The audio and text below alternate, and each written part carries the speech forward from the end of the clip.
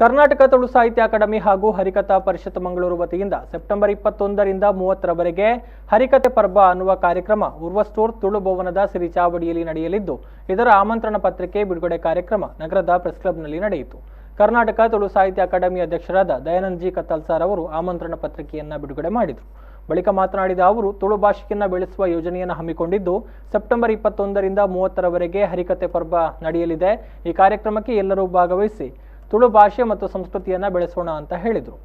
ಹರಿಕಥೆ ದಾಸರನ ಕುಲು ದುಂಬು ಮಸ್ತ್ ಪ್ರಾಯದಕ್ಲಿನ ತೋಲಿತ್ತ ಅಂದ ನಮ್ಮ ಮಾಬಲ್ ಚೆಟ್ಟು ನಂಚೆತನ ಹಿರಿಯರದು ಶುರುವಾಯಿನ ಗುರುದಾಸ ನಂಚೆತನ ಜಕ್ಕರು ಜವನರ ಸಮೀಪ ಒಂದು ಹರಿಕಥೆ ಮಲಬರ ಪಿಬಡ್ನಾಗ ಎಲ್ಲಿಂದ ಕಿಂಗ ಜೋಕುಲ್ನ ಬಾವಿಗಳ ಇಂಚೆತನ ಸಾಹಿತ್ಯಗಳು ಬುಡೆಂಡ ನನ್ನ ತುಂಬದ ದಿನಕ್ಕಲಿಡೆ ಈ ಮಾತ ರೀತಿಯ ಈ ದೇಶದ ಲಲಿತ ಕಲೆಗಳು ಒಂದು ಪೂರ ಬಲಿಷ್ಠ ಸಾಧ್ಯತೆಂಡು ಪನಪನಂಚೆತ್ತನ ಯೋಜನೆಗಳು ಒಂದು ತುಳು ಅಕಾಡೆಮಿ ಯೋಜನೆ ಪಾಂಡು ಐತೊಟ್ಟಿಗೆ ಮಾತೆರೆಗೆ ಕೊರೋನಾದ ಲಾಕ್ಡೌನ್ ಸಂದರ್ಭಗಳು ಅಕಲ್ನ ಚಾತುರ್ಪುನ ಕೊಡ್ತಾರೆ.